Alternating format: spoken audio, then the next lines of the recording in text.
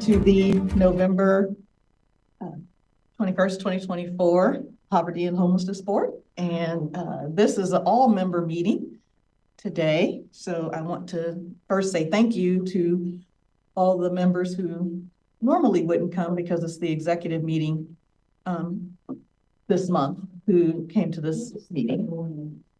So we are going to start with a welcome and agenda review. And then we'll do some introductions. But as we're going around and doing introductions, what we want to know on the agenda, we have the committee updates at the end, which is the last 10 minutes. And we know a lot of folks wanted to have a good amount of time to talk about the system design clinic update and recommendations.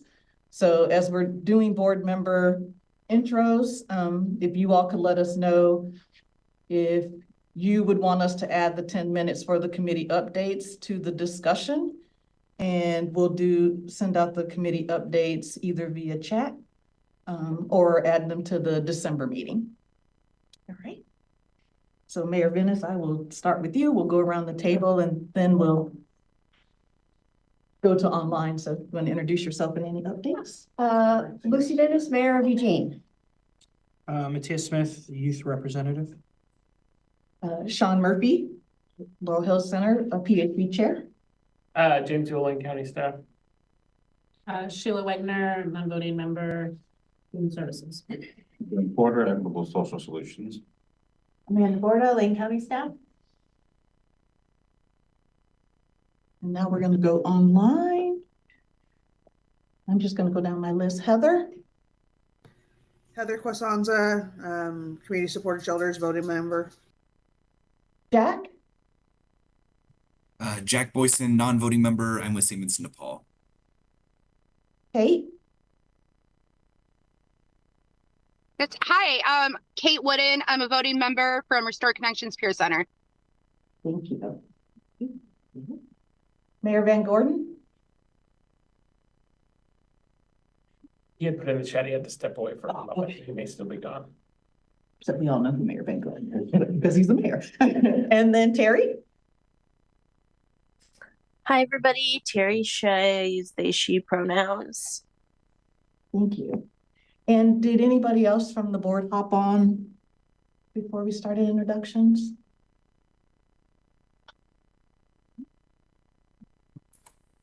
Art Zamudio, I'm a league member. I just jumped on. Okay. Thank you. Richard Self with Chair of League. Thank you. Okay. Julie Lambert, also with League. Welcome. All right. So we do now have enough people to approve the consent agenda. And so part of that is the new adding the new members. And then I did not hear any yays or nays about the 10 minutes to give to the system design. So I see Mayor Venice saying, let's give it to system design. Yeah. Yes, yes. Okay, so I am going to ask for a motion to accept the agenda with the update of doing the committee updates next month. And I so move. Okay. I'll second. Second. Okay. Any discussion? All those in favor? Aye. Any opposed? Okay, and I think it passes. Congratulations to our new members. Does that mean he can now sit here? Yeah. Over there? Yeah. Okay, Mike, I think you can now sit here. You won't be on the screen. Yeah, sorry. Yeah. You're okay with that? Yes. I got more. So with the folks on the screen, do we need them like to raise their hand and just shout out for the board members if they? I think I'm good. Thank you. As far as if they want to talk, Yes, for the board members. oh, they can just raise their, do you mean if they have a comment they want to make? Yeah. Yeah, they can just raise their hand. I was just talking about the camera for the room. I can't get the whole room with it. Okay. Yeah. Okay. Thanks, everybody. And so we're moving on to public comment. Do we have anyone online for public comment?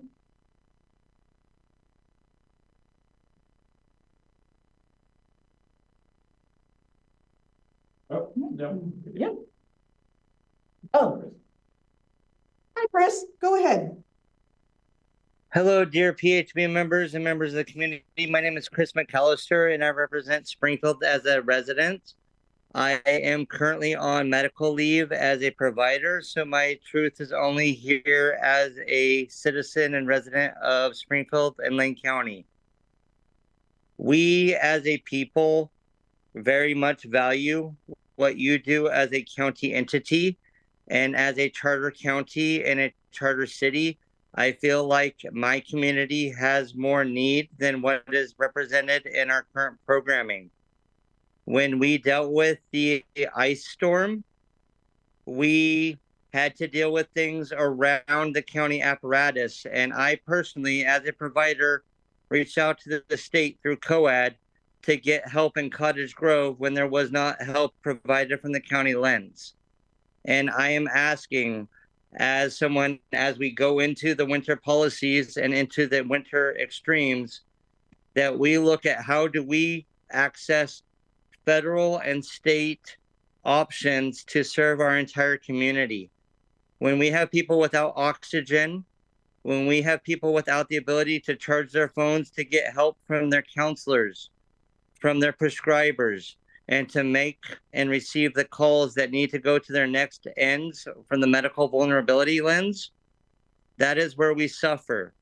And whereas we as providers, as shelter providers, have made room when there was no room afforded to us, we have taken in people who would have died had we not done more with the community trust.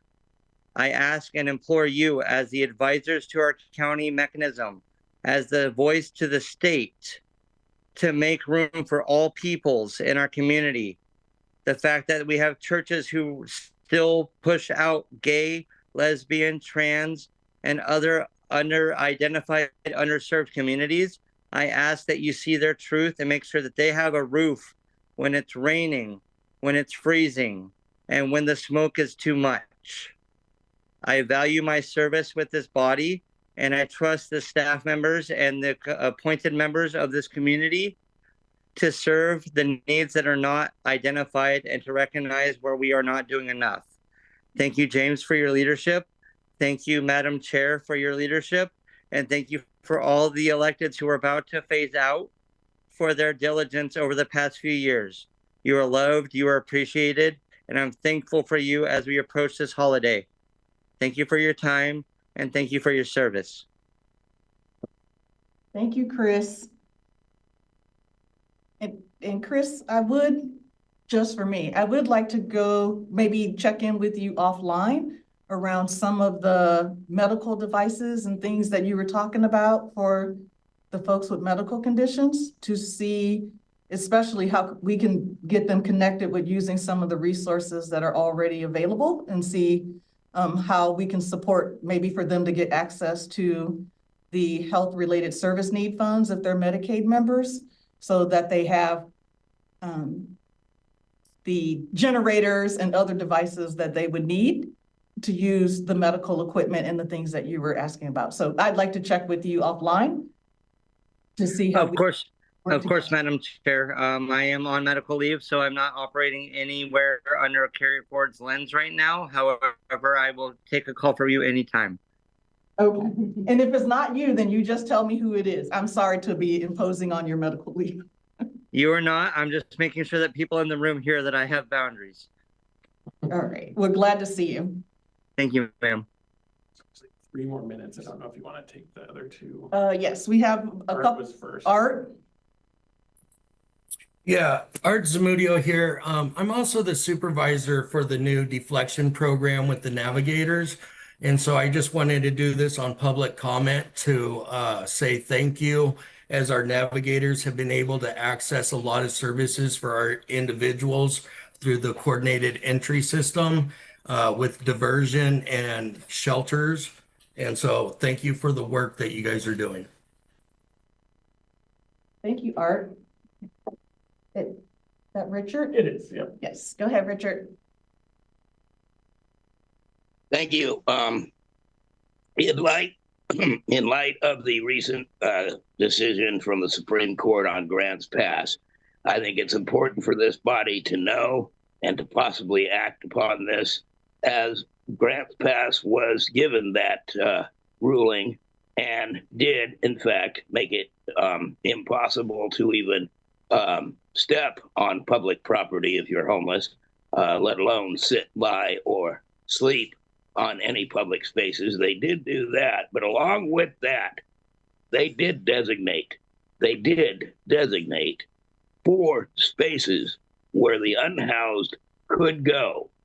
Yes, there's rules and regulations, and you can only stay so long in each space and blah, blah, blah, blah, blah. But the thing is, they designated 4 spaces where unhoused people could go and not get ticketed or harassed or what have you. We don't have any such designated space either in Eugene or Springfield. People are left to their own devices, and the amount of sweeps and the amount of turmoil this has caused is unfathomable. This should be not left to stand. And in light of what's coming with this new administration about possible internment camps for the unhoused, I think we need at least one designated space in each city where the unhoused can go. And I don't say this lightly. This really needs to be done. All right. I thank you for your service, and I yield. Thank you for that. And thank you for all who gave public comment today. We appreciate it. And we are now going to move to, oh, this is me too. The follow-up from the previous meeting. Let's see. We need to approve the minutes from. Oh, I think we did all that. We already did all that. Yep, I think we're on. And we're on to Josh. We're on to Josh. Yeah. Okay. Is he here? And Carly's gonna share the slides for that. Saw Josh and Brittany, I think we're here, right? Yes. Everybody, yeah, can you hear us okay? Yes. We can. Hey there. This is the moment everybody's been waiting for, so take it away. Awesome, awesome. Us too. We've been connecting a lot this week, so excited to bring the conversation to the broader group. We did shift around the agenda a little bit, so we're gonna bring the conversation back around at the end to Josh and our debrief from the System Design Clinic. So what we're going to do today is get into the vision and values work that was shared earlier this week, to get into discussion about what resonates, what we want to make sure we carry forward, what needs to be amplified, what's missing. And then we're going to talk about the areas of work and make sure that the region's priorities are captured in what we've shared so far. So one of our next steps, I just want to share this from the top so that folks have it in mind.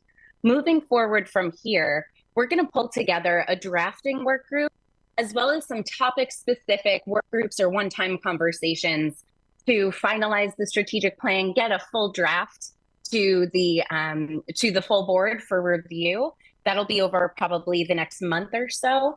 So if you're interested in getting into the weeds, if you're getting excited about pieces of this, please connect with James about connecting with those follow-up work groups. So I want to reference that throughout, just so that we can keep the conversation at the level that we are today and make sure that folks are coming into those work groups with the same, with bringing those interests and priorities so that we can keep the collaborative process going. So if we could move to the next two slides, just to get us grounded today, since we're following up from the System Design Clinic conversation at the last, at our last board meeting, and prior to that, the clinic in person. On the next slide, we have the group agreements that Josh and Mary provided that I think offer a really helpful container to these conversations that are about big picture, ambitions, hopes, dreams, barriers. So I just wanted to offer some group agreements and see if this resonates with folks and if we can agree or add to these. Agreeing to make space and take space, whatever your common habit is in meetings. Maybe you want to take up a little bit more space today. Maybe take a step back to leave room for others to weigh in. We want to hold a collective belief in positive change. So just a reminder to try to do that while also being aware of intent as well as your impact. It's important to remember that we're responsible for our impact regardless of our intent. Practicing both and thinking will be helpful. Yes, and keep us going. This is all meant to be generative. We have time. There is an urgency in this issue, in this crisis, as Chris was speaking to get folks out from the elements, out from the winter cold, the rain as soon as we can. And we have to be strategic. So practicing the both and thinking will be important throughout. Assuming good intent of each other. There's some other guidelines on here that I think are really important, but I think one critical piece, amplifying as well as listening really carefully to people with lived experience of homelessness and housing instability. A few other, oops, ouch, enough, let's move on. I'm gonna pull that one on myself and move on to the next slide. But the last group agreement that I'll offer, the next one after that, is accepting non-resolution. Again, this is an iterative process. So we may be putting placeholders in today. This is not intended to be the end, but somewhere in the middle of the conversation. So what we'll find a little bit ahead on the Our Vision slide, I think we probably have 2 or 3 more to go.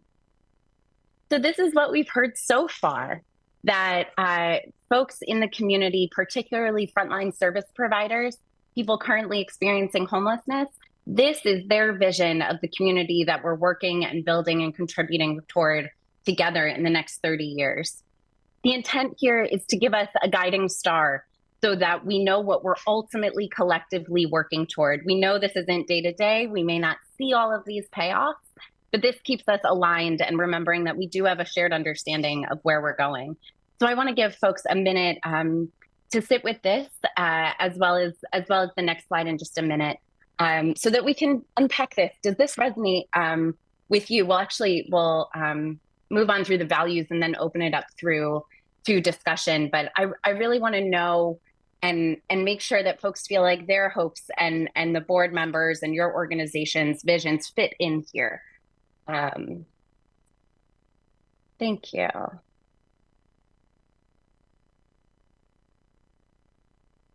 Just give folks a couple of minutes to read through here.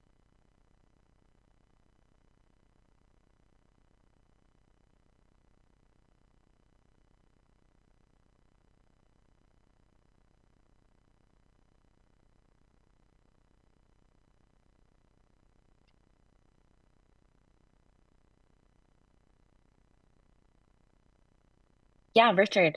Go right ahead.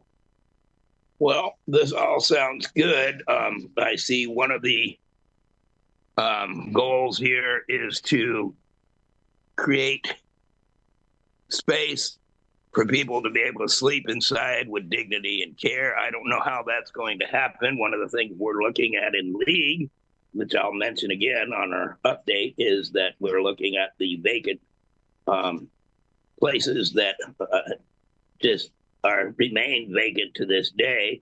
And I would like to know where exactly we're going to use for people inside. We can't even designate a space outside for anyone, but we could certainly designate a space for a new sports facility. So I wonder where our priorities are in this city and this county. I'll yield. And Brittany, I don't know Thank if you, you can Richard. see in here, but Mayor Venice has a comment. Yeah, thank you. Actually, just following up on Richard's comment, actually, I just wonder, we don't use the word shelter anywhere here. And I think that actually belongs in the vision statement. So, and maybe that answers to some extent Richard's comment about sleep inside. By HUD definition, shelter doesn't always meet, I mean, some of the alternative systems we have don't really meet HUD habitability criteria, but they're an important part of our system. Mm-hmm. And what would the vision be around shelter specifically? I see where we could plop it in the sentence that we have. Is that, or would we want to say something more specific, that we have shelter capacity for all who may need it, who choose and may need it? I mean, I think ultimately, I think that's going to be the entryway for a lot of people off the streets into a shelter system and then into the next level of housing.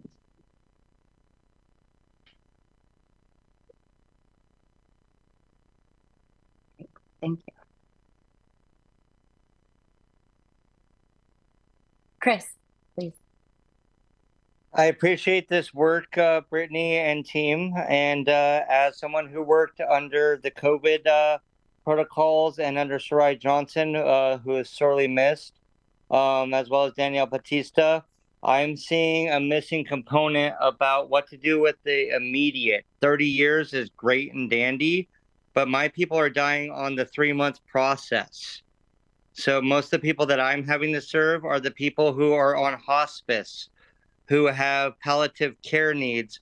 And those are the ones who don't fit into the mission structure, who don't fit into the dusk to dawn structure, who don't fit into the any of the components hired. And we got like 30 people in the last 2 years with dementia and Alzheimer's dropped off at Egan, which kicks people out at 6:30 in the morning. And I'm one of the Springfield leads. And so I'm speaking truth to power here. We need more faster. And we used to have, under COVID, we had county ran systems that fed people and sheltered people in a timely manner, not 2 years, not 3 years. And I'm a Springfielder, which has continuously pushed the belt up to the county, and the county is too big to serve Springfield.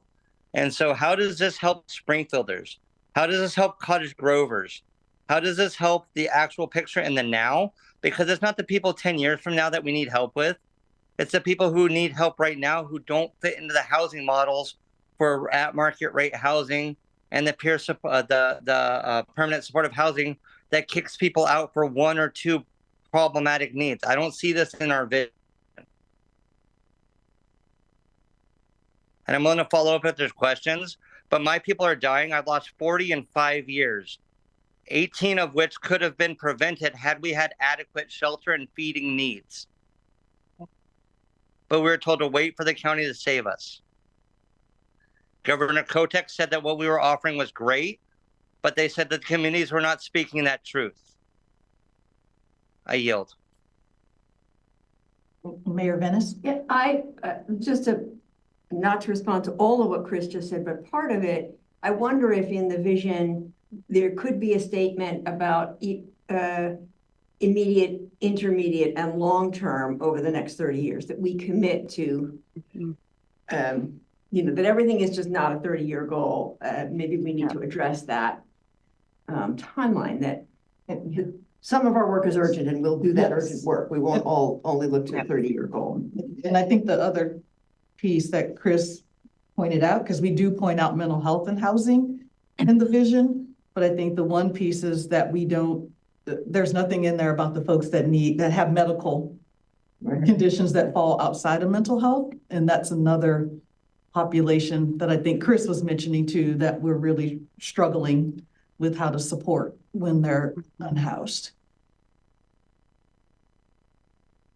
Actually, I like Heather's comment about meeting people where they are. I think that actually is a great statement to have in that values. Thank you, Mayor Venice. Yes.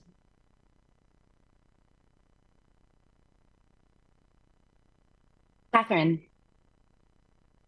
And then we'll have you up next, Richard. Thank you, Mayor Venice. Just a couple thoughts that I think kind of tie together is sort of the idea, because there's some specific kind of parts of the system that were called out in that list, but not all of it. So I'm wondering maybe about some language that kind of says we have a broad and robust range of services and resources available, and the pathways or systems or processes for people to be able to connect to and move through those as appropriate for them, something like that. Yep. And I think that fits really well within the framework of Mayor Venice, what you laid out of the interim, maybe even the short term, as well as the intermediate, and framing it within that systems building so that we're building toward this future too. Thank you both. Richard, and then I'll go back to see if anybody else in the room. Please, Richard, go right ahead. Thank you. Thank you, Brittany. With all due respect to the mayor and all of this, we must remember this body would not exist if there were not unhoused people. That's our client. So in regards to that, congregate shelter is not statistically shown to be any kind of beneficial shelter in the long run. Statistics show individual shelter works better, converting hotels into shelter and things like this work better for keeping people off the street. Plus, the unhoused themselves are not into congregate shelter for the most part, for obvious reasons, because they get their stuff stolen, or like Chris said, they are relieved of being there for minor infractions or what have you. And I think we should look at what the needs of those who are unhoused are, rather than kind of forcing down their throat whatever we got. I yield. Richard, I would just say, Mayor Venus, I'm using shelter in the broadest term. I assume that farther into the strategic plan, we will identify what some of those investments might be or priorities might be. So I wasn't thinking congregate, non-congregate, just in the broadest sense.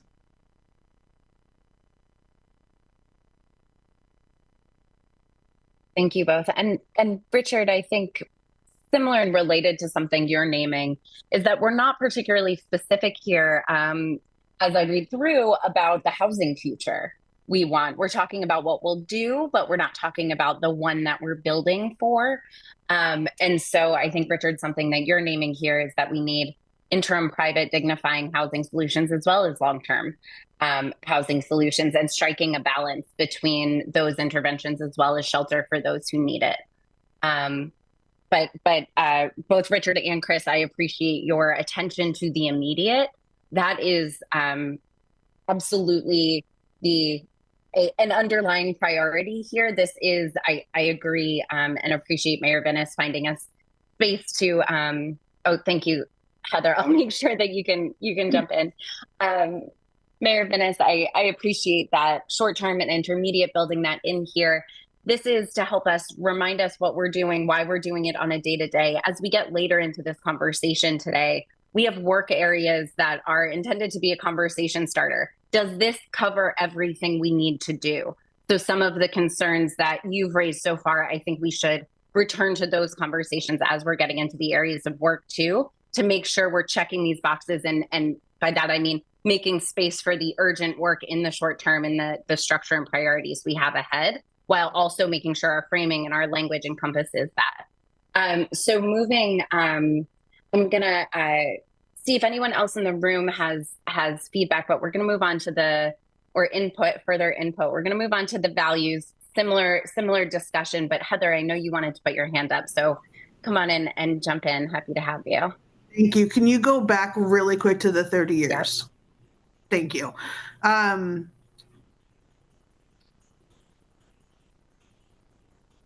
Honestly, bullet point number 3 is really huge for me because of the sheer volume of unsheltered homelessness that we have in our community. And I think that this is something that I noticed we are dealing with a lot on the West Coast, whereas the East Coast doesn't seem to be struggling as much with unsheltered homelessness. And so having that be a priority of creating a space for people to sleep inside, I think is really huge. And I just wanted to highlight that aspect of it. I know we're not defining, what the shelters look like and all that sort of jazz, and we'll go over that later, but having that be a priority for this group is really huge for me. So just wanted to say thank you for having that be something there. Absolutely. Absolutely. We heard it time and again, and folks do have really specific dreams about what that looks like, which means we're well on our way to get to planning to make it happen. So thank you, Heather. And one of our discussion questions as we get through the values is what resonates. So it'll be great to hear, where folks are really, where things are hitting home and what resonates deeply. So thank you for sharing that. These are some sets of values. I grouped them into where they feel connected and related to me. But these are the values that folks felt the community needs to center in order to move toward this vision together. So not necessarily comprehensive list of values, but this is what we're going to remind each other of, and what's going to hold us accountable to what we're building here today is centering these values over the next 3 to 5 years of work together. I'll give folks a minute to review this before we move on to our discussion slide. May I ask a point of clarity? Sure. How do you rank these in terms of 1 through 5? Because respect, dignity, and compassion, inclusivity are great weasel words, but they don't mean much in application or our realities. When our gays, our people with Spanish speaking as a first language, when our chronic homeless people with drug issues are the first ones not sheltered in our current planning. I really appreciate that question, Chris.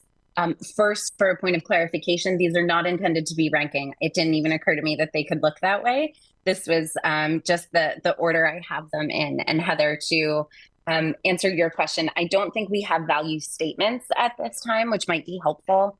I think, Chris, that's a very important point. I think work that the PHB or its members or work groups could undertake is standardizing values across policies, not to undertake a big body of policy work, but it is important to translate this into actionable clarity for the group. So whether that's a glossary of what we agree these words mean, these values mean to us for working together, or if we decide, actually, let's have a process to make sure that all of our policies are aligning and we can figure out what the definitions are by building integrity there.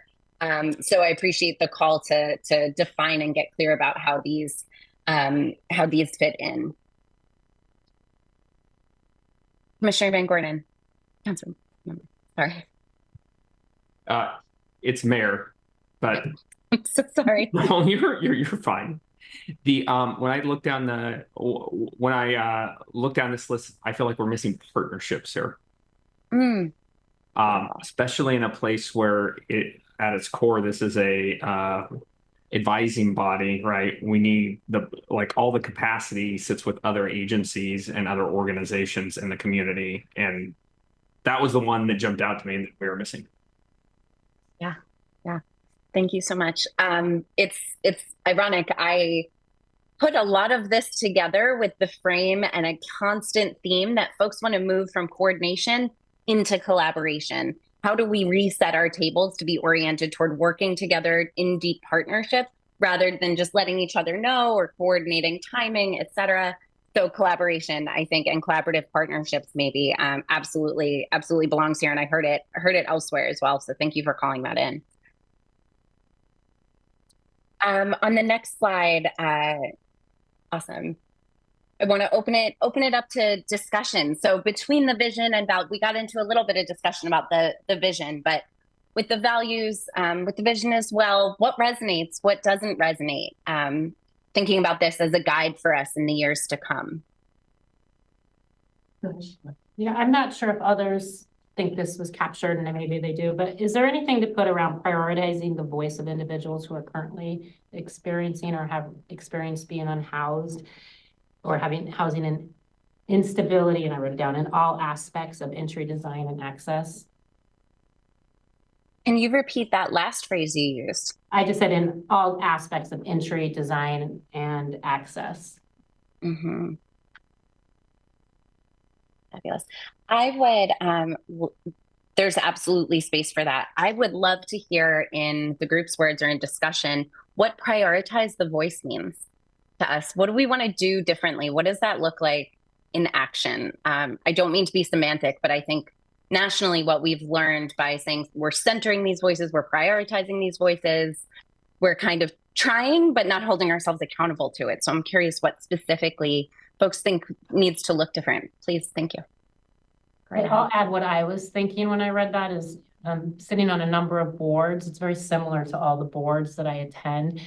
And it doesn't really build in space for hearing and acting upon what people are saying they need. And so the words just become kind of routine in everything we do. And so how do we do that? I think actively seeking representation on the board,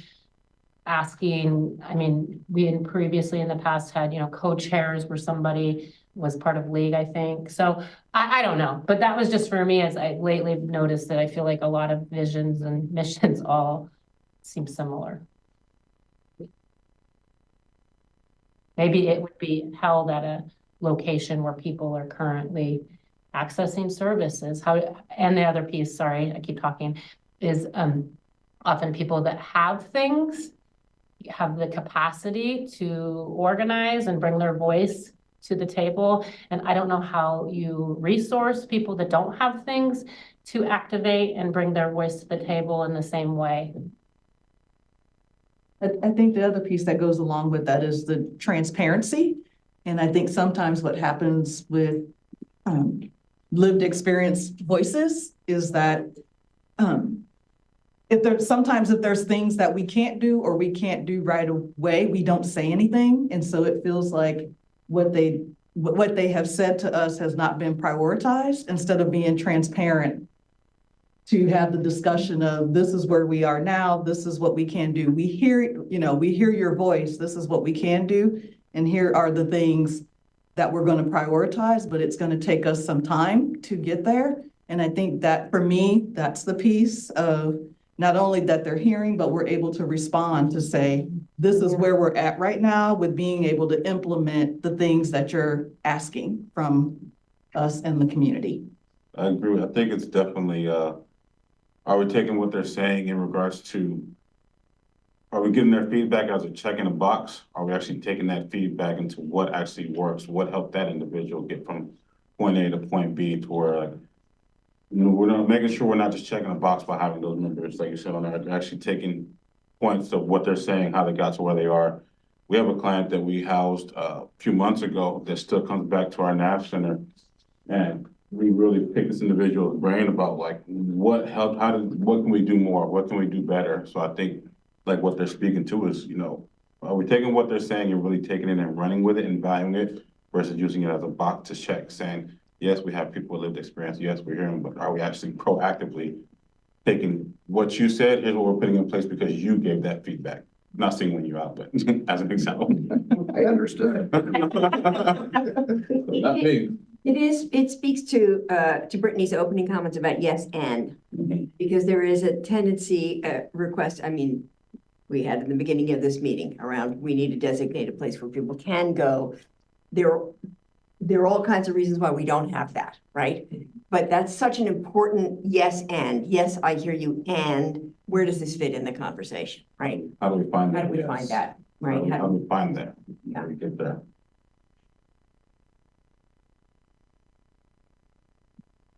Terry, please. Thanks. Yeah, I wanted to add when we're talking about including folks with lived experiences, making sure that we're including folks in multiple aspects of the journey. I think it's really critical to, when we're asking about feedback about the community that we're serving, that not only are we talking with folks with past lived houselessness experience, but current lived houselessness experience, right? Because the landscape has changed. I mean, when we talk about substance use, like people in recovery now who went through their journey didn't deal with the fentanyl crisis, right? And so that's going to shift how you perceive and navigate resources, and what is accessible to you. And then on the flip side, Brittany, would you mind going back to the vision?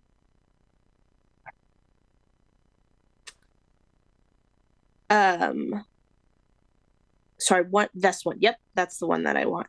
I feel like within the vision, if we're going to center and talk about like equity and inclusion and diversity, there needs to be some address about like how oppressive systems are, right? And how sometimes there is a consideration where like bodies of work, right? Government organizations, even nonprofits reproduce those systems. And so there needs to be some type of acknowledgement, especially if we're going to have a conversation about 30 years in the future, right? 30 years in the future, in my lifetime, if the system has not changed, nothing is going to change in our community, right?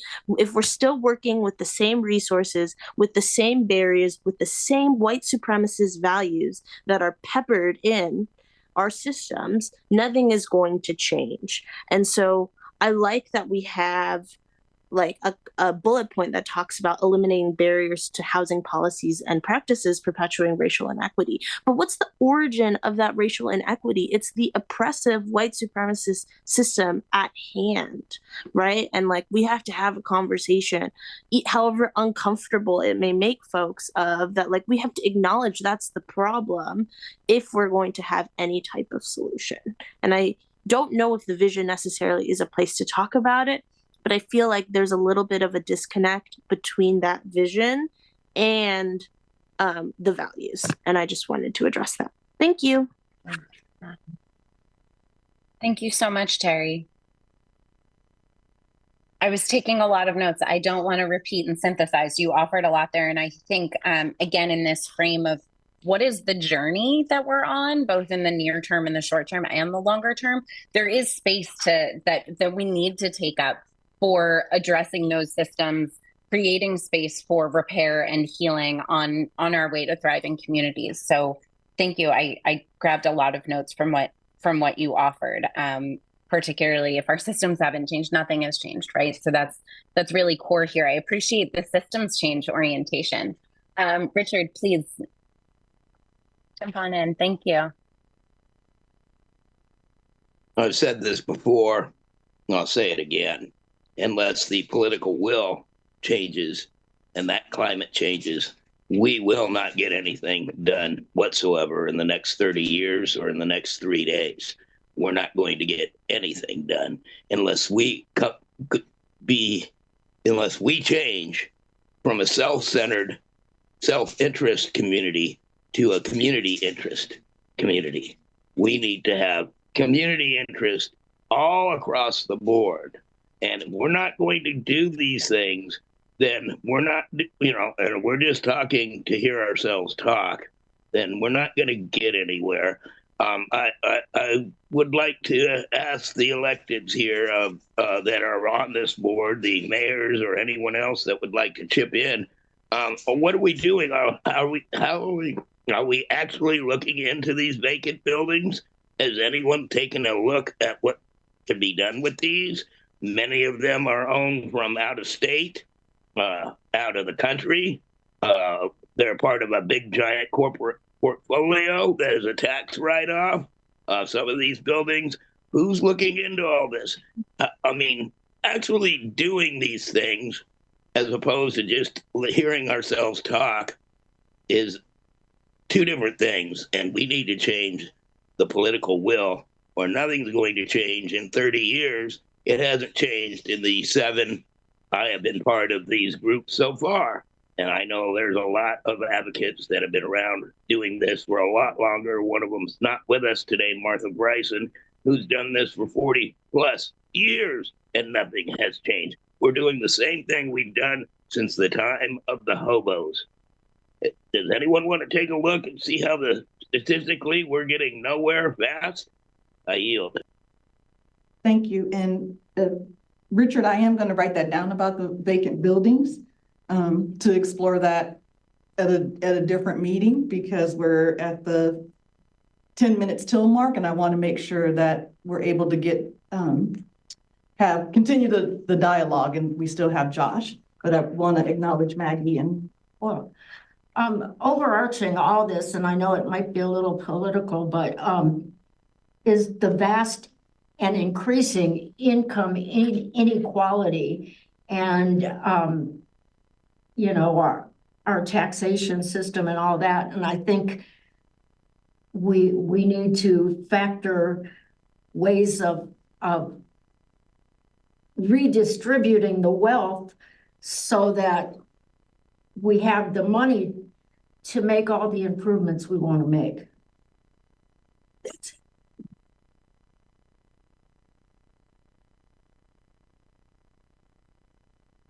Thank you. I'm sorry. I thought I saw another hand in the room.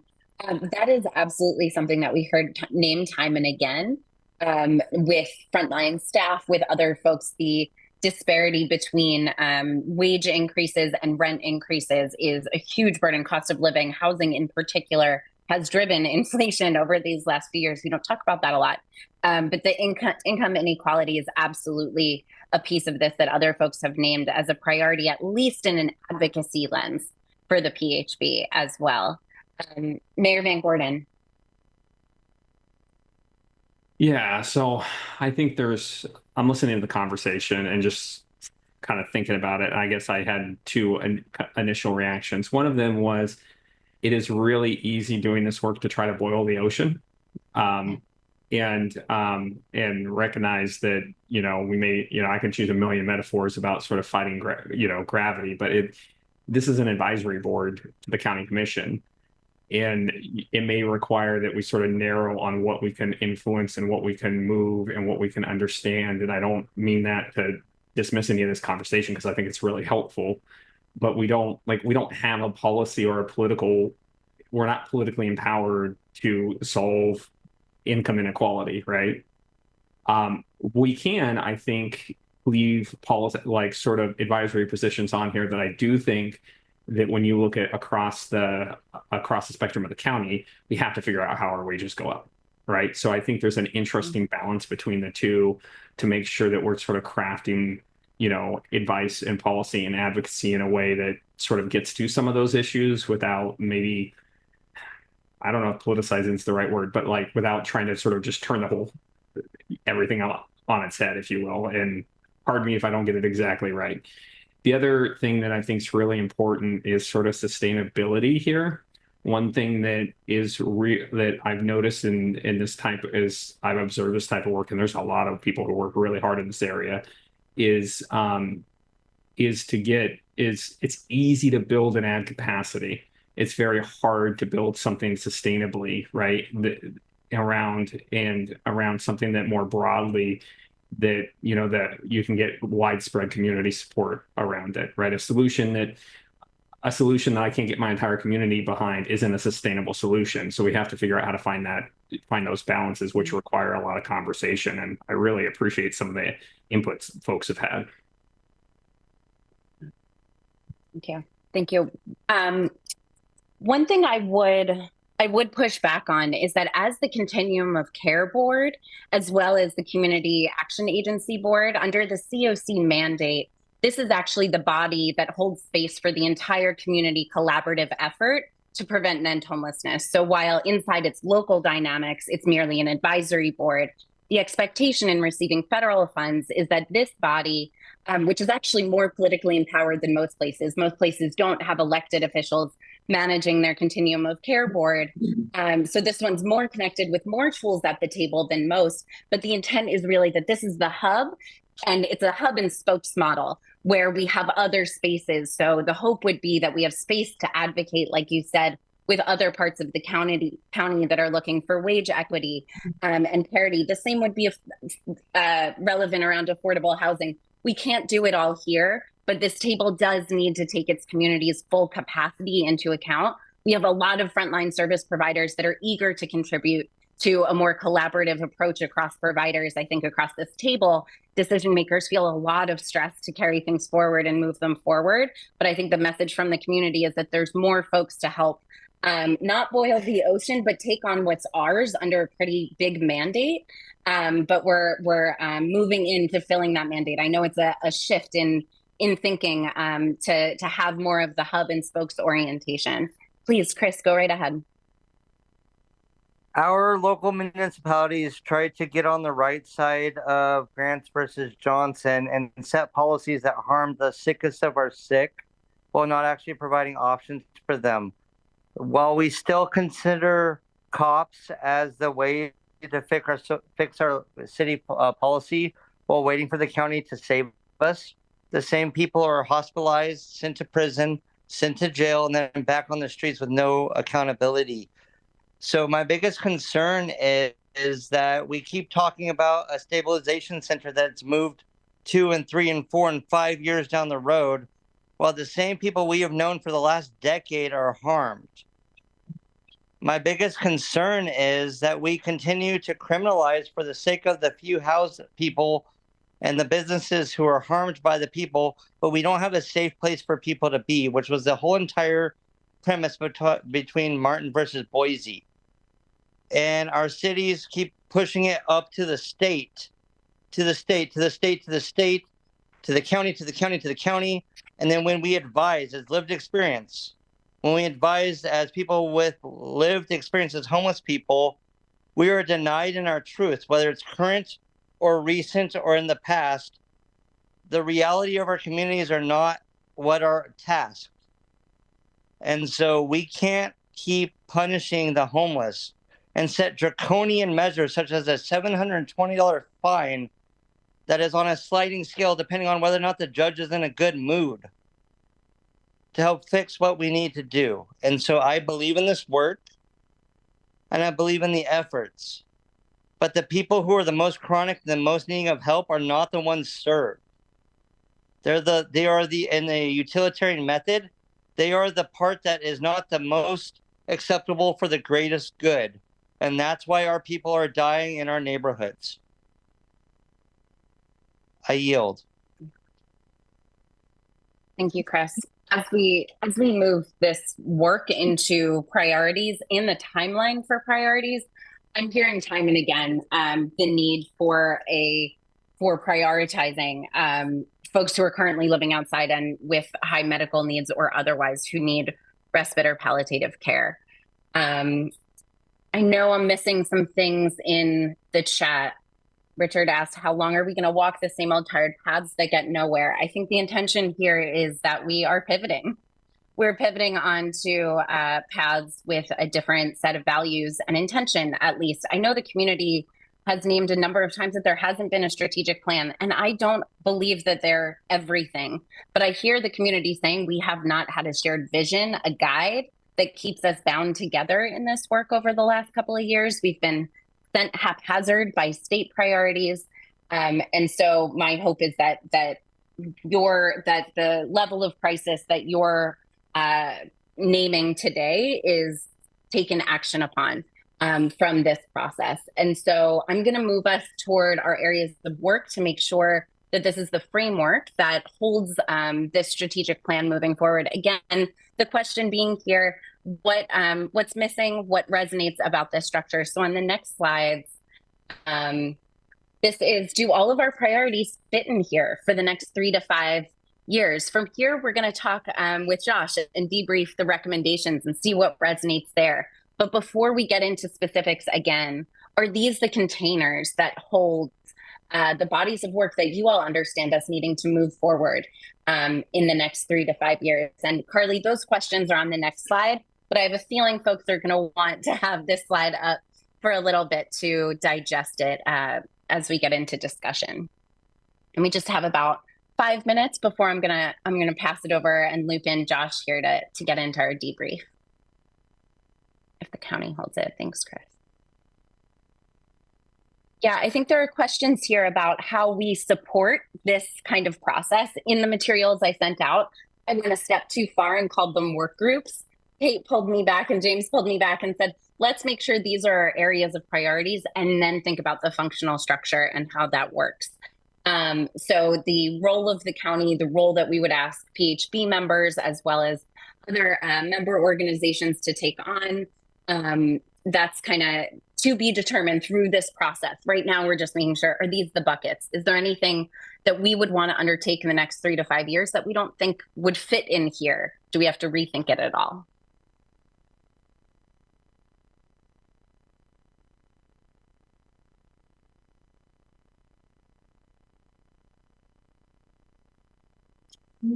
Heather had a question in the chat. Where does advocacy at the state and federal level fit in? Which is a great question. I imagined it in community engagement and leadership.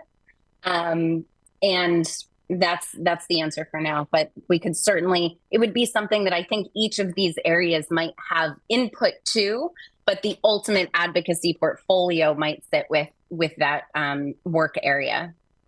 Richard shared, this is the first time I've seen income-based affordable housing in a plan. He is quoted directly here.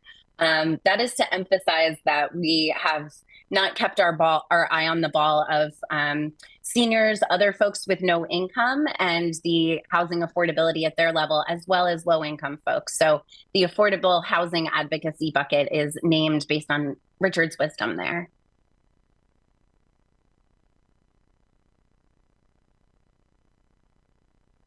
Folks in the room, are there questions or thoughts on this structure? Does it resonate? Anything missing? Something in the chat, Brittany, about whether or not additional funding should be there.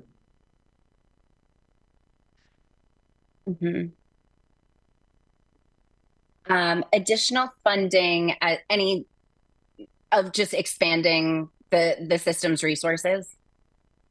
Yeah, we know, I mean, we know that's a significant limitation on our current system, and we don't have like it ends up being individual organizations and programs going after funding. Like there's nothing, we don't have a coordinated piece outside of like community action and COC funds. Mhm. So I think that would be something that, again, potentially community engagement and leadership would hold ultimately, but is something that would be collaborative across poverty alleviation and self-sufficiency supports, which is where I saw the community services block grant and that body of work fitting, and the continuum of care engagement work group. But that's an important flag. And I also do know that community engagement and leadership list is long. So there might be a parsing out of those two work areas too.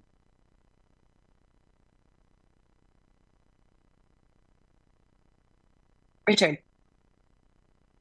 Yes, thank you. I think breaking back out the report that former law center lawyer Lori Hubbard did on the criminalization of homelessness is much appropriate at this time. And except for the outdated numbers in the how much this all costs to continue down the same path that we've been going all this time, again, since the time of the hobos, we were using law enforcement to deal with the unhoused, and it just hasn't made a difference whatsoever. So we need to change how we're doing this. And also, I think it would be time not to just have lived experience people, but people from the other side of the fence. Those who are not advocates for any of this, those who would not like to see help for the homeless. We need to hear them and speak with them so that we can generate a community interest in these things rather than, and I think we should also keep the community as a whole informed about what we do. A lot of what we're doing is not out there. And so the community still thinks that we can put the unhoused on a bus and send them to Cali. So we really need to keep those people who are on the outside, who differ with us, informed, and even have the opportunity to speak on so that we are taking in all sides on this. And I yield. Thanks, Richard. I think that's really pertinent to the breadth of the community engagement piece of that area of work. Heather, your question in the chat around the community health improvement plan, I think it would be a weaving together as it makes sense for collaboration to either live here or for it to be coordinated outside and elsewhere. I know that's an unsatisfying answer, but I don't think we should have blanket responses to how things integrate here, but rather meet the bodies of work, not take away from their strengths if they're thriving and managed elsewhere collaboratively. Just think about how the PHB can better support it in that case, if that were the direction we went in. Just real quick, I want to check again, are there any other questions in the room or discussion? I know we didn't have our slides up for too long and I want to move on to Josh in a minute, but anything missing that you're spotting from this list or other thoughts about what we have carved out here? I think like growing diversity for just that timeline from 2025 to 2028, but all the way for the 30 years. Eugene, Springfield, Lane County is growing and it's pretty white in the room. And I know a quarter of my caseload for my job is Hispanic. And there's one agency that I can think of in town. And I don't know of very many like resources or just voices around the table that can contribute different points of view besides service providers or elected officials and some lived experience individuals. Thank you. Chris and then Richard. Yeah. Oh, I respectfully disagree with Richard in that I feel like the housed community has had so much voice that people are dead because of it. And because of the fact that we continue to not meet the mark about what we need to the people who are in the immediate emergency, the people who are the EMS of the both Springfield, Eugene, and South Lane community leave on the streets because they don't like their attitude, because they don't understand the values of what is harm reduction, and they are not held to follow the same protocols that we as providers are required to.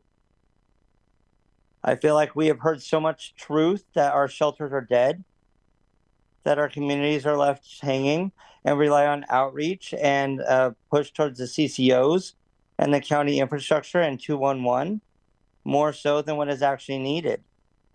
If we actually define community-based plans, we would be in a better situation. But there are dead people responsible only to the City Council of Cottage Grove who said that they believed in the people who were housed, not the people who were serving the people, the displaced social workers, the unheard prescribers, the unheard recovery agents, and the unheard shelter providers. We hear so much from the housed people who have no stance in this work that our people die while waiting for them to have worth.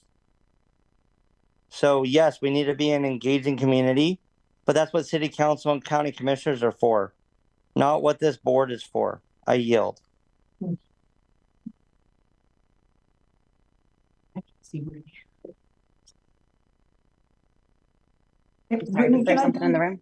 Oh, because I wanted to do a time check to make sure, and I know Maggie has her hand up too, but to make sure that we have enough time for Josh, because we have about 22 minutes. Only about 15 seconds. You're fine, because that's why I was asking Brittany about, do we know how much time Josh needs? Well, I mean, I think Matthias just left out Florence in the rural area too. And that's, you're not the only one. I mean, Lincoln County as a whole. but I think the rural areas, I think unhoused people there are more, it's more difficult unless you know the people to identify the people that are unhoused. We have a huge number of seniors living in their cars, and unless you gain their confidence, they'll never tell you that they're unhoused. And so I think identifying some of the rural issues might be important too. Thank you. Yes. Thank you. Okay. Richard, and then I'm going to pass it right over to Josh, who's going to take us through right up to the end. Thank you one more time. I don't mean to monopolize. I'll be brief, but I don't know how else we can turn this from a self-interest community to a community interest community without engaging those who have opposing views and sometimes drastically opposing views. I may be in agreement with Chris. This body might not be where we can do that, but unless we engage them, we're going to have half the people or more that are going to be against everything we do. So, with that said, the evidence of the political will of this city and county are evident in the, the fruits that they lay. So, we're waiting with bated breath all this time, all us advocates for housing, some kind of housing, any kind of housing. What do we get? We get the new Riverfront District apartments with studios for $2,100 a piece. That's the political will of this county and this city. That is where we're at with this, where they can't designate a place for the unhoused to go, but they can designate a new sports complex area that will be worked on later. So again, the political will is evident by its fruits, and by its fruits, we know them. I yield. And I think the community has the opportunity to make some of these spaces, maybe not the whole board space, but under this umbrella, some space for some of the community organizing and political power building. That's what's keeping us kind of on track toward the 30-year vision is the idea of working together. And Chris, Richard, in a community-based way is the hope and plan here. So I appreciate everyone's input. I am going to pass it over to Josh for us to get into some of the system design clinic recommendations and see what resonates there. Josh, over to you. Thank you, Brittany, and powerful conversation. I think the energy for change in the room is palpable, and I think that with my optimistic view, that's what leads change is speaking truth to power continuously, speaking from the heart. And I think this room full of from you all, I think change is possible. And I believe one of the our agreements that Brittany kind of led us to earlier was the belief in change. And it's hard. It's scary. It's unclear at times. It's about healing from pain, even if somebody doesn't say sorry. But in order to get to the place where very few people are experiencing homelessness, are dying on the street, as I heard, we have to believe in change. We have to be able to pivot to a vision where housing is for all in the community, no matter what they look like, no matter what their mental health status, no matter if they drink, whatever their substance use is, we should have housing for all. And that's the lens in which we have these conversations with you all. So I'm happy to be here again. I will talk slower, I promise. No rapid fire. But I just wanted to give an opportunity. Again, the point of our system design clinic is specifically working with Brittany. The work we did kind of aligned into Brittany's work. So a lot of the conversation that you all had is probably going to be very similar to the conversation we're having about these recommendations, because they, along with the qualitative and quantitative analysis that's Brittany has done along with ours, has been built into kind of where you all strategically are going. And again, as Brittany mentioned, it's still a continuous process. So if you want to go to the next one, I'm just going to do a brief overview of our recommendations based off of all the analysis that we did with the community, the 2-day training and conversation that we had with you all, and then which led to these recommendations that we felt that would lead to a homeless response system that is effective, equitable, and efficient, right? Again, focusing with the end goal in mind is ensuring that homelessness is rare, brief, and in one time, right? So one of the things that we outlined as a need is we need to strengthen relationships and decision-making across all areas of the COC, right? There has to be a unified data decision, utilized viewpoint and lens in how we approach the work. We have to work collaboratively. I've heard just from this call, and it was similar to some of our conversations in our data analysis, that we're not necessarily right-sizing and all across the whole continuum. And how do we use data, and both qualitative and quantitative, to align how we right-size and align the messaging of the work, specifically as we work collaboratively. We have to create system-wide buy-in, right? Build consensus and alignment through partnerships with cross-system and upstream stakeholders, initiate educational, collaborative, inclusive efforts, inviting all community partners to the process for listening sessions, really aimed at healing. I think there's a lot of harm. Again, and I mentioned this, I know at least on day 2, there's been a lot of harm that's been done. There's been a lot of blaming of why we're in this current predicament. There's a lot of finger pointing. There's a lot of just a lack of clarity on why decisions are made.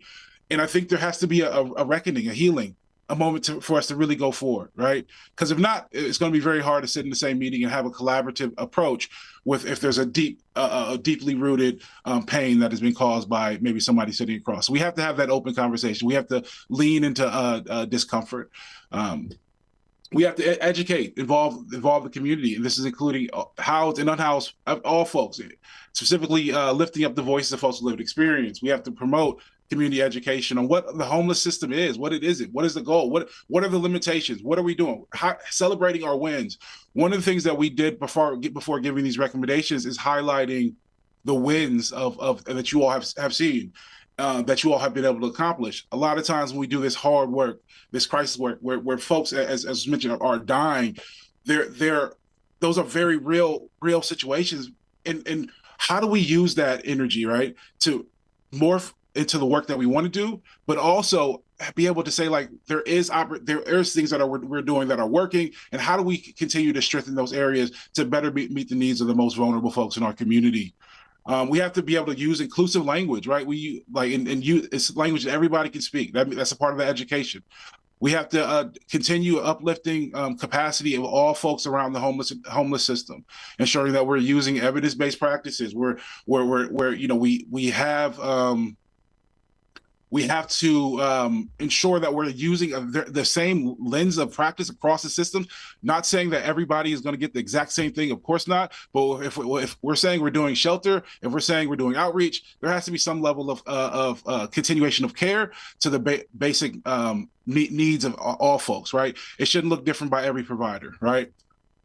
So how do we have conversations? How do we continue to do how do we do continue to do trainings for all folks, right? And that could be including folks not only just in the homeless response system. I think knowledge is power, and knowledge is how we can transform our system. And that's not just who's getting funded now; it's all folks in the community. We have to establish some community-wide housing problem solving. I said I wasn't going to talk fast, and here I go. We have to establish a system of housing problem solving, as we know that folks are experiencing homelessness for the first time, at least who haven't been in the homeless system for the last 2 years, at higher rates than we've seen before. So we have to establish some level of prevention before folks walk in, to ensure that we're serving the folks with the highest need, as mentioned, the folks with the highest acuity, folks who are the most vulnerable. We talked about funding, right? We know we have to advocate for more funding, but we also have to ensure that there's accountability for what funding is coming into the community, and there has to be some level of a streamlined approach.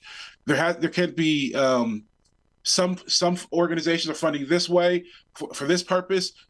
Maybe the health, I'm just throwing it out there, is funding these organizations for this purpose, and there's no collaboration, no system vision for how these funding is going to actually solve and end homelessness, right? So how do we do the best for what we have while advocating for more? And that could be through a funding collaborative. How do we expand ways outside of the homeless system, right? We shared just a quick data slide around like rapid rehousing success. I think it was like an 83% of success of the 90 plus people who exited during July 1st to June 2024. And it was a very small sample size, but there is success when rapid rehousing has been utilized in the community, even with the very tight housing market, right? Rapid rehousing has been proven to expand housing flow. I had a conversation with someone from LA earlier about their rapid rehousing program and how they utilize it and how they have the belief into it. But we need to increase housing solutions out of homelessness, right? One of the things that we said, you guys have done a great job of increasing shelter beds over the years. I think it was 300 from 2022 to 2023. But unfortunately, even with increasing shelter beds, unsheltered homelessness still increased, right? So I think there has to be a thought around how do we improve system flow and improving solutions that help get people out of homelessness, right? We have to enhance move-on strategies. I think I showed a slide maybe last month around like when we do our coordinated entry, I think on average it was 45 slots for people to go either into rapid rehousing and a small portion to go into permanent supportive housing. That's permanent supportive housing is a great resource for folks, and unfortunately we can continue to build more and more. But as we saw with the first time homelessness data, the folks experiencing homelessness is going to continue to grow. So how do we create flow with what supportive service beds we have now by creating more of a systematized move-on strategy to ensure folks get moved out of permanent supportive housing with a subsidy and back into community supports to stabilize after they've stabilized their housing crisis. And then one of the things that we heard was just ensuring fidelity. It goes it's kind of paired with the training. I love the kind of pushback on like using these terms that we use, like respectful and equity and all these terms, but like how do we ensure accountability to the most vulnerable in our community, to each other, to our board, to like our community as a whole? And I think we have to ensure that we're maintaining fidelity, because no matter what we fund, if we're not doing it to the best of our ability to ensure homelessness is very brief for one time, it's not going to it's not going to create more system flow and begin to address the root cause of homelessness is being without a house, right? So I'll end it there. That's my 5,000 foot view of the recommendations. It's a little bit hard of presenting these without like all the contents and the data before that, but I'm hoping that you all have been able to look at the slides, or you were there for the 2 days. But I'm going to move it to the next slide to really talk through a little bit more about which of these recommendations do resonate, don't resonate. Yeah, I'll start there, and I see Kate, your hand went up. Yes, hi. Actually, my comment doesn't directly have to do with what you were just saying. I apologize. I might have just raised my hand at the wrong time. But is there okay, this is, I guess, directed more towards any officials. Currently the Whitebird clinic, the Nest, is looking possibly being closed, and I was just wondering if how the city or like county are going to deal with that, like if they have any kind of support in place just in case if the Nest is closed, because that directly impacts every single like how a person that's houseless right now out on the streets with food, just immediate care, and yeah, it just is going to make a really big impact and cause a lot of problems here in the city. So I was going to ask after you were speaking, if there was anything that they were planning on doing about that if it were to close. Kate, I can follow up with the group and the materials after this meeting. It was just brought to the county's radar yesterday by Whitebird that was happening. So okay, I don't want to use this meeting time because that's a topic, although related, would take us in a completely different direction. But I'll follow up with the group later today regarding that. Okay, I really appreciate that. For sure.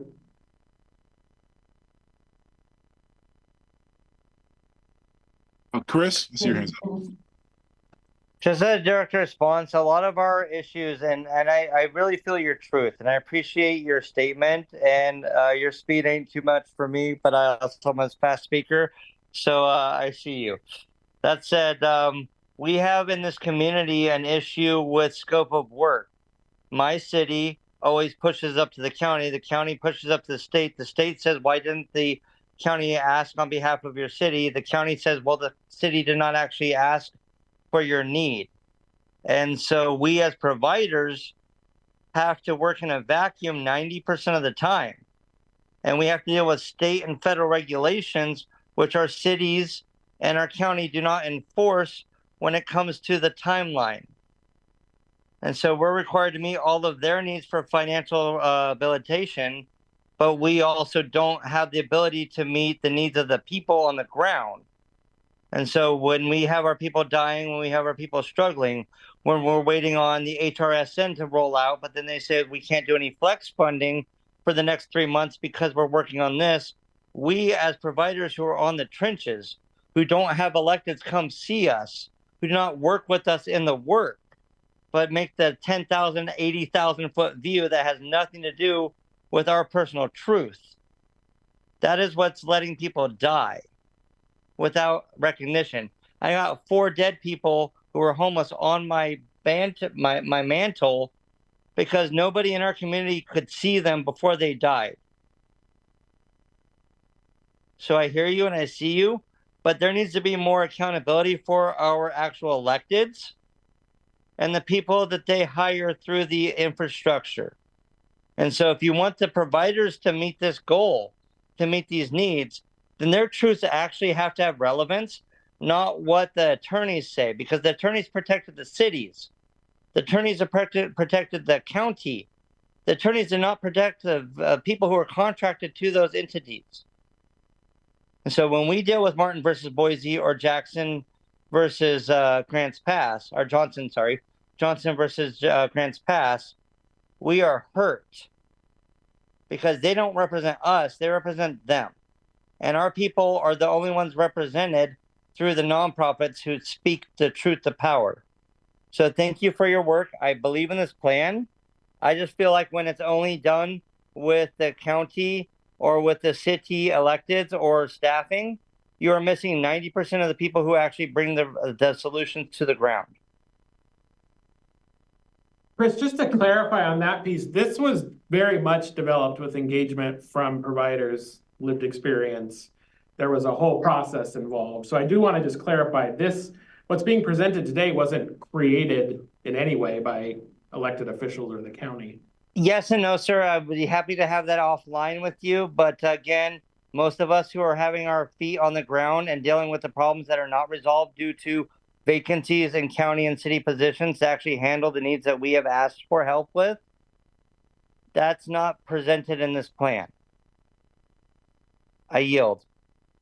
Chris, I really do appreciate you bringing that up, and and just to my original point, I think everything you said in the passion and I feel it.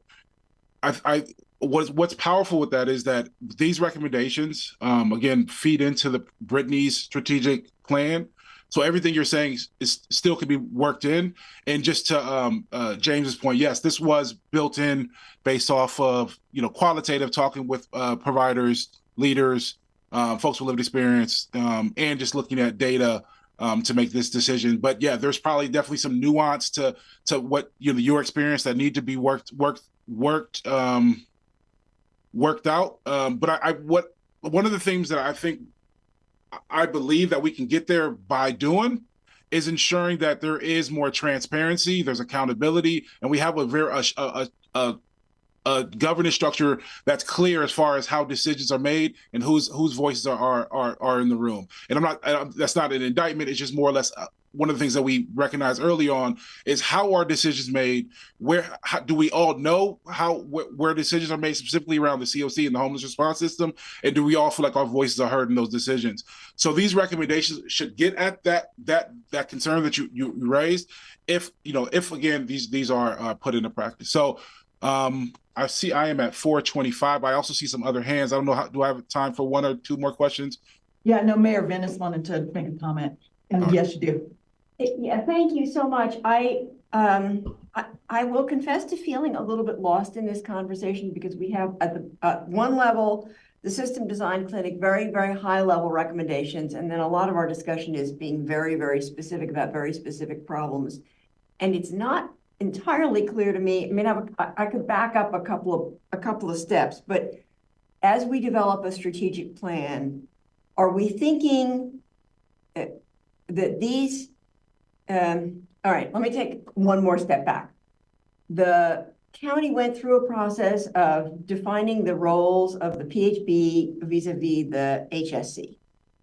And I guess I'm still a little confused about, I think we need a little recap of what we said about that because it seems very pertinent to this sort of question about the governance structure.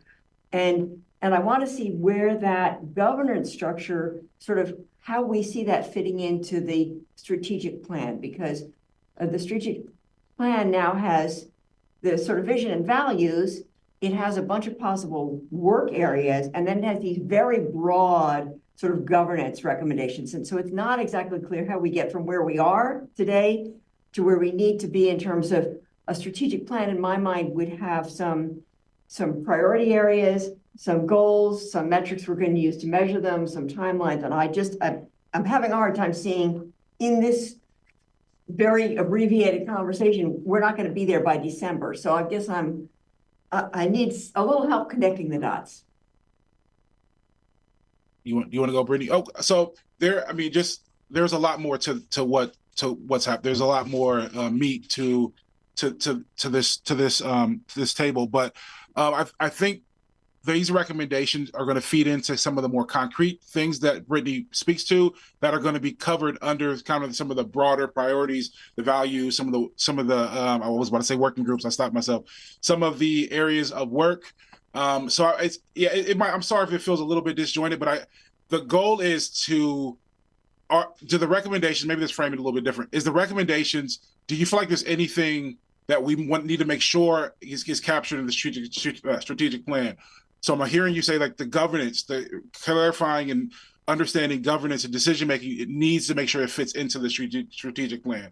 Is there anything else that a part of our recommendations that you feel like need to be prioritized, needs to make sure that it's in there, or that it absolutely does not need to be even touched on because of however whatever thought that you may have? I'm sorry, I hope that's maybe a little bit clear.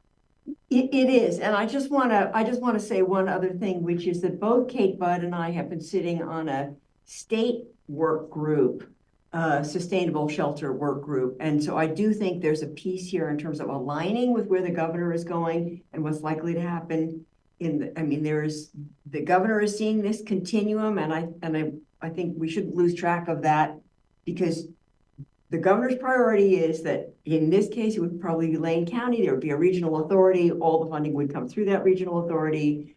And they're looking at beyond the continuum of care, because they're looking at sustainable shelter options that are currently not generally supported in the continuum of care. So we should not lose track in our strategic plan that there's a significant shift in policy, expansion of policy direction at the state level.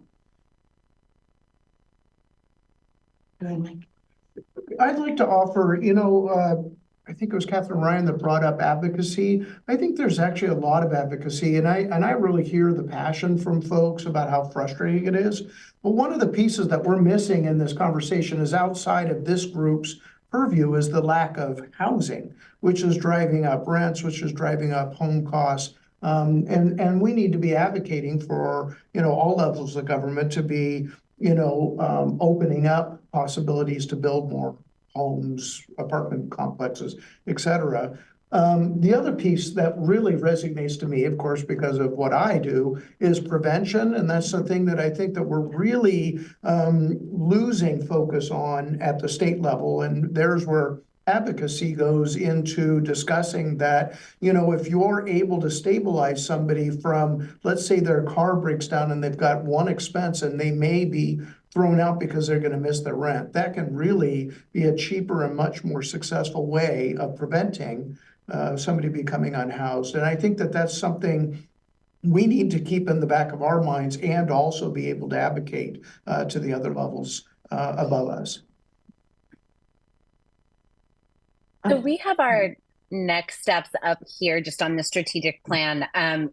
Just real quick, that double clicking on what Josh said, these priorities, the recommendations, we want to make sure the community is validating them. The recommendations, we want them to be yours before we're nesting them under these work areas as priorities.